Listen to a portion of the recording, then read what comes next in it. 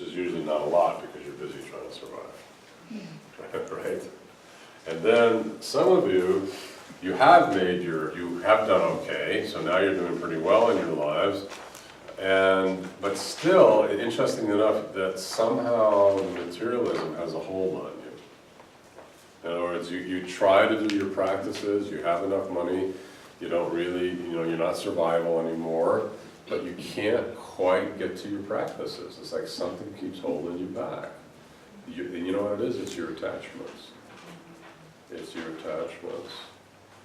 And so there's that level of what goes on in our lives. But really, if you're honest and you really understand this, you have two lives almost simultaneously happening in the same moment. You have this life here, which is your outer life, which, we all have to deal with. And you have your inner life that really, if you were aware of, you should be putting more of your energy in this than this, because this one's going to last you 80 or 100 years, and this one might last you an eternity. So here you're busy spending your life out here when you're actually going to end up with your spirit for God knows how long in this other state, and you're not putting your energy into building your spiritual house.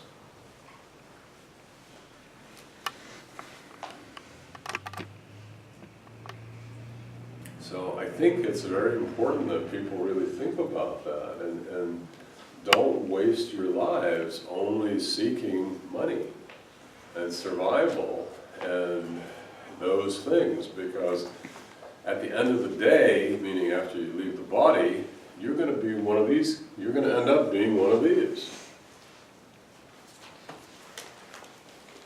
One of my old students before I became Sufi, we were doing energy mastery. That was the time I was learning about energy. I had an energy mastery school. I was teaching healing. It was back in the early 90s.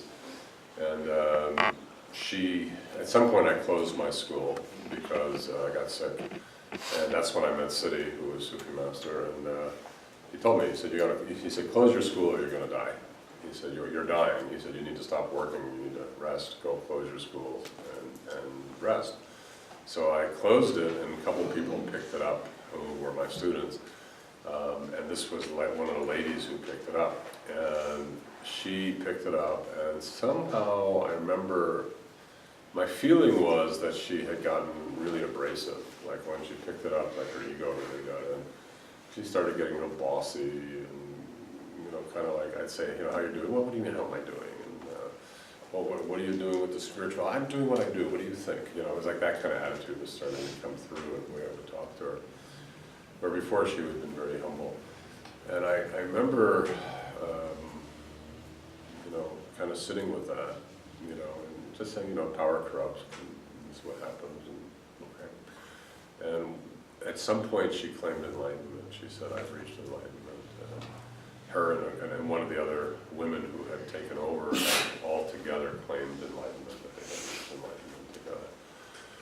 Okay. And when I looked into it, I wasn't feeling enlightenment, but I'd reached something. Something had happened, but I didn't feel it was enlightenment. And one of the reasons I didn't feel it was because in real enlightenment there's humility, and I wasn't feeling the humility. So I spoke to Siddhi about it, and Siddhi said no. He said, this is an illusion. They have some light in their minds, but this is an illusion. They're not in the state of enlightenment. And shortly after that, she got, I don't know what it was, some kind of lung tumor. But anyways, she got some kind of tumor, and she died really, really quickly. And she called me right at the time of her death, like a week before she died. And she said, it was really like an odd call, because she called me, I don't know why she was really calling me. I guess she wanted some help to heal. And I remember she called me, and she was literally abusive to me on the phone. Like, she called me to have me help her heal, but she started like screaming at me and calling me names and like abusing me. And I said, look, I said, in our way, Sufi way, I said, you have to bring your heart back to God to heal. And when I feel your heart, what I'm feeling is rage and arrogance and lack of humility. If you want to heal, you're going to have to bring your heart back into a state of humility. And that's when she started screaming at me. And how dare you say that? I'm enlightened and I've reached and you're nothing and you shouldn't be telling anybody anything and blah, blah, blah. And, okay, all right. I said, I don't know. I said, I can't help you. I said, because I'm not doing energy healing anymore. I said, I'm doing God healing. And if you don't want to bring your heart back to God, you have to find somebody else because that's not the work I'm doing. And that ended the conversation. And of course, 5 days later, she died. And when I tracked her spirit, here was somebody who claimed that she had enlightenment. When her spirit left the body, this is where she ended up. She actually ended up in the darkness. So this was like another very, very powerful wake-up call for me, which is the realization of illusionary claims and illusionary understandings and people seeking spirituality in certain ways that at the end of the day, they end up in the darkness. And that again really was a wake-up call for me. I started to really say, wow, what's the answer? What am I looking for with this? And I realized what I was looking for was how to help and guide people not to end up in illusionary darkness. How do we not do that? And the answers actually were right there in front of me. They were in Sufism. So I was able to find it through the Sufi teachings, which was valuable. In that the answer was that you have to build the house of your spirit while you're in the body. You have to build the house of the temple of your spirit while you're in the body. So what does it mean to build the temple of your spirit? You see, and this is one thing you have to guard against is illusionary arrogance. And this is what I said. This is one of the biggest problems that happen in spiritual seekers is that as you travel more deeply, your nafs, your ego self, will grab onto what's going on to you and will raise you up into a state of I've arrived, or I'm enlightened, or I have the unity, or I'm a master, or I'm a whatever, and in that moment you actually get thrown down. So this becomes one of the things you have to guard against is the states of arrogance, because this is one of the biggest things that I have seen. This is the case of this woman. It was a real case of somebody who really did this full on. So in Sufism, we're always watching your spirits, and what we want to look at is your spirit going into the state of claiming lordship? Meaning claiming that I've become God, or I've become this, or I've become that, when it should be in the state of humility. It should be in a very, very deep state of humility. So I say that to everybody, guard your spirit. Guard your spirit from making false claims. And when you think you have something, even doubly guard it. Because you might be in a very deep state of illusion. That's where it also helps to have a teacher. For me, I don't know how many times over 20 years I've gone to Siddhi thinking I had arrived at something, and Siddhi told me I arrived at nothing. Which was good, because it just kind of cut out all that illusionary kind of ideas of what we think we have or what we don't have, and so, that's valuable as well. But you want to build the house of your spirit. You want to build the house of your spirit. And let me tell you how you do that.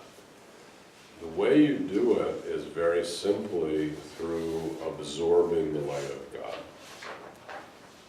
You build the house of spirit through absorbing the light of God. Now, remember we said that God has 99 names. And the highest name, of course, is Allah, meaning that Allah literally means the God, nothing more than that, Allah. And then you have 99 names like Ar-Rahman, Ar-Rahim, Al-Malik, Al-Qudus, names like compassion and mercy and sovereignty and things like that, which are the names of God. So the more you absorb those lights into your soul and your spirit, the more you will build the house of spirit inside of you. So the first thing is absorption. The spiritual path is a path of absorption. Okay? So you have to learn to absorb those lights. Yes? Okay, going back to the levels, Yes. I imagine that people who committed suicide will be in the first darkest level.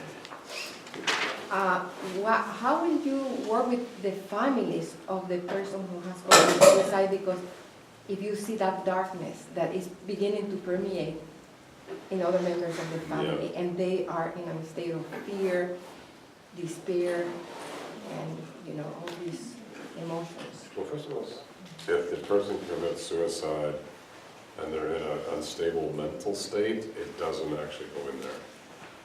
In other words, if they're crazy or they're in a state of insanity, they don't go in. And if they're in a state of partial insanity, it's not as strong. But if they're very conscious and they choose it and they die, it really is, they do end up in that state, you're right. Yeah.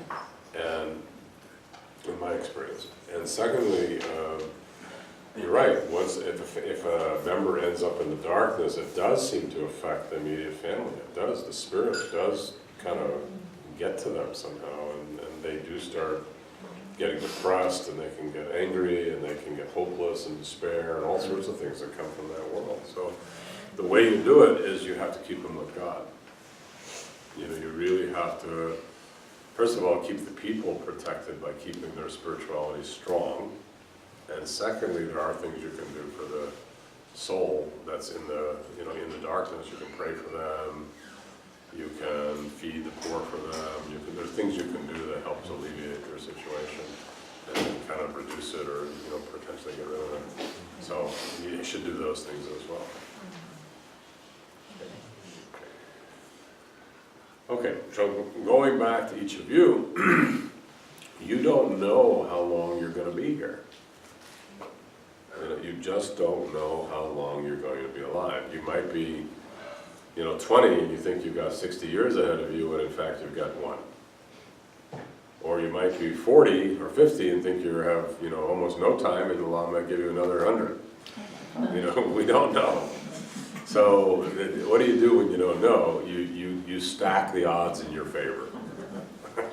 Meaning, C.D. would say, time is like a sword.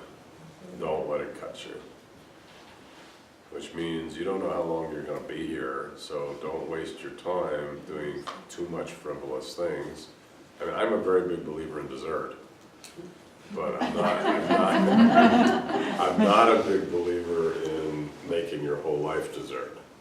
You know what I mean? I think you should eat a good meal and then enjoy yourself and have some dessert. But if you make everything cake, you're going to get sick sooner or later because you're not getting good food. So having good food means you should be doing your spiritual practices every day. Are you doing some spiritual practice every day? You should be doing some purification every day. Purification, spiritual practices are not enough. If you only do spiritual practices, you will not reach it. You won't have that great of an ending. I know people that are practicing all the time doing the weirs and the chants and the dhikrs and things, and they actually, in my experience, have not gone that far. Yeah. Because it's not enough. It's missing something, right? What are they missing? Education. They need knowledge, and they need application of that knowledge. If you read something and you don't apply it to yourself, you're just a big, intelligent donkey. You know what I'm saying? You've learned all this stuff, but you're not using it to change yourself. You have to change yourself through what you learn. So in Sufism, the whole system is actualized transformation. Okay, so what that means is that whatever we teach you, for example, here's two of C.D.'s books for the new people. These are, this is Music of the Soul. This has got everything in here to walk. I would say it's got information all the way up to the 7th station. it covers the whole thing. But it certainly really has the information to the fourth station. Okay, so it's got so much in here, but I know people who've read this book a dozen times, and they've not gone anywhere. And I know people who've read this book once, and they've reached the unity. So what's the difference between those two people? One person reading it from like a donkey, and they're learning it, they're not applying it. And the other person's applying it so deeply that once they read it, they never have to read the section again.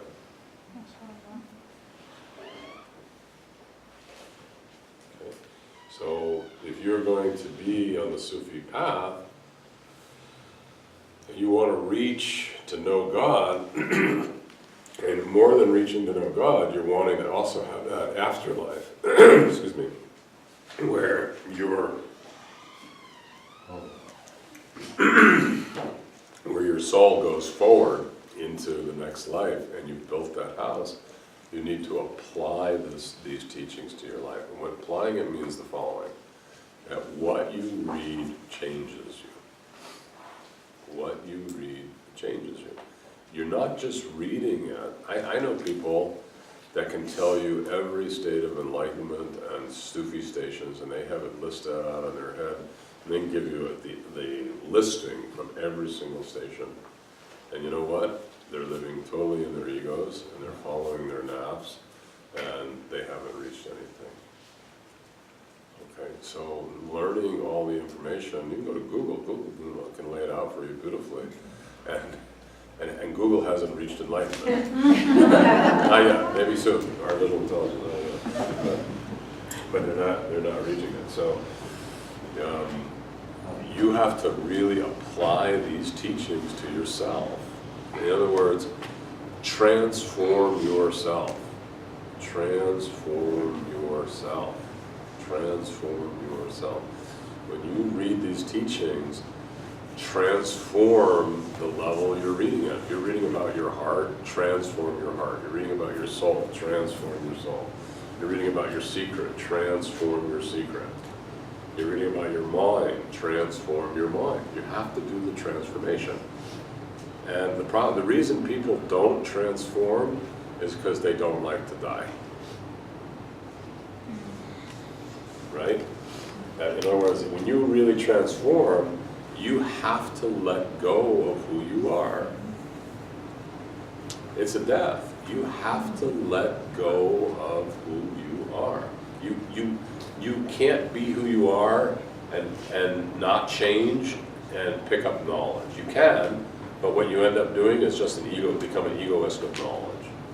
In other words, you're the same person, but now you've learned some more information that you've stuck in some computer bank in your brain. But you have not died to yourself. That's the issue. You have to die to yourself. You have to die to yourself. Okay? So, I want to just, if I can give you this little piece of dying to yourself, you're going to have tremendous success. And if you don't get this little piece, your walking is going to be very slow. You're going to take a long time. Most Sufis and most orders to reach even the fourth station, which is unity or enlightenment, takes about 40 years, 20 to 40 years. And most systems around the world, like Hinduism, Vedanta, things like that, to reach enlightenment is no less than a 40-year process. It's a 40-year process. If you want to reach enlightenment, you need to put about 40 years of work, of spiritual work, solid spiritual work to reach that level. But if you do what I'm telling you here, you'll cut it in half or even a third, or even less. You'll move it much, much, much more quickly. So this is why it's very important that you learn what I'm teaching you here, because it will really help you, to have success. Okay, so let's understand this part of dying to yourself or actualizing spirituality.